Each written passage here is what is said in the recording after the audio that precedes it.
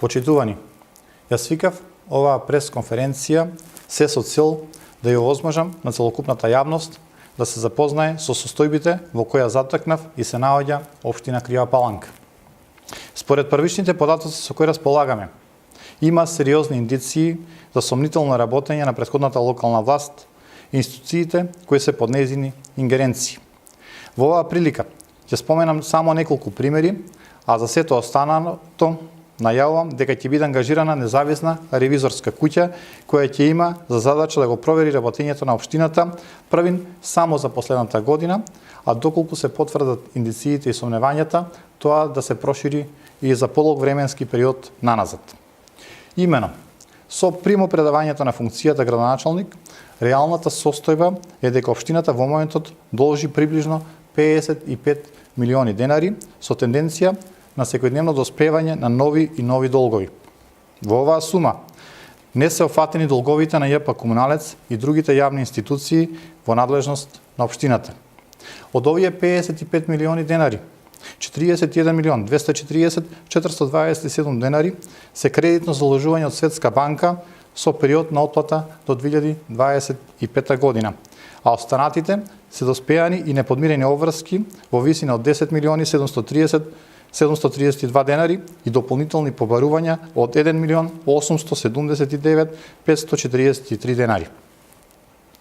Во општината полог временски период действувала мини градежна единица со 12 вработени, на кој надоместокот варирал во зависност од добрата желба на предпоставениот. Во ЈП Комуналец, покрај редовно вработените, биле ангажирани дури 61 вработен кои добивале парични средства на сметкопотврда и тоа во висина од 7 до 13.000 денари. Во службените возила и просториите затекнав партиски одбележја, што е во спротивност со законските одредби и представува груба злоупотреба и кршење на службената должност и овластување.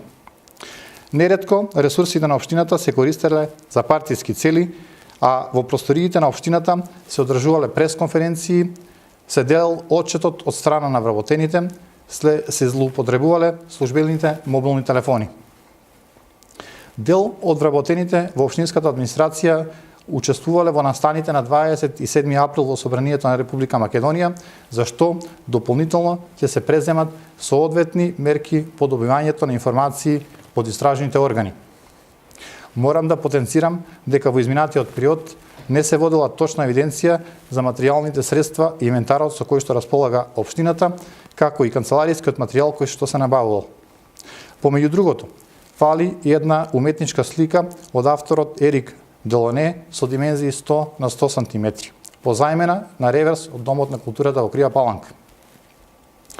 За сервисирање на службените возила не се водела евиденција за тоа кое возило е сервисирано и кои резервни делови се вградени, а при вградувањето на овие делови се пишувало непознато возило.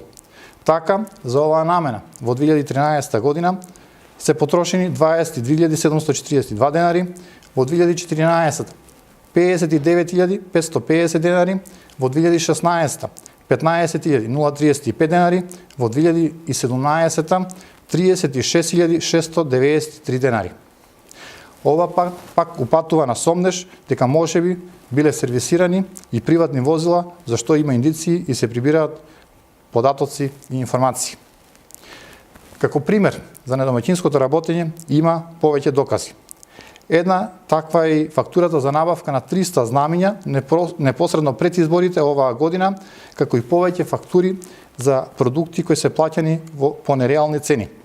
Така, за набавка од локален колонијал, Кока-кола од 0,5 литри чини дури 70 денари, наспроти реалните 35, на минерална вода од 0,5 литри, наместо реалните 15 до 20 денари се фактурирало на 30 денари, а се купувало и пиво од 0,5 литри за скоро 62 денари. За време на одржувањето на разни манифестации за потребите на општината било набавувано енормна количина на алкохолни и безалкохолни пијалоци и тоа по многу високи цени кои достигаат и над 100% над реалната цена. Во изборниот период исплаќани дополнителни парични средства на сите вработени во општината со одлуки и членови од закон кои се контрадикторни и во целост нелегитимни. Во исто време, сакам да потенцирам дека општината има два покрупни судски спора, и тоа едниот од страна на вработените во територијалната противпожарна единица кои тужат за вишок на работни часови и судски спор со еден вработен кој е избркан од општината, а бил во редовен работен однос. Во изминатиот период неретки се и сведочењата дека е вршен притисок и мобинг кон вработени во речиси сите институции на локално ниво за присуство на партиски настани и митинзи, како и условување дека за да се дојде до работно место е потребно да се извади партиска книшка на ВМРО да помане. Драги сограѓани, решени сме да ставиме крај на злоупотребата на општинските ресурси. Тие треба да се користат исклучиво во интерес на граѓаните и на никој друг. Затоа ви уверувам дека ќе градиме честна и одговорна локална власт која ќе води кон позитивни промени, морални и етички вредности и проевропски дух.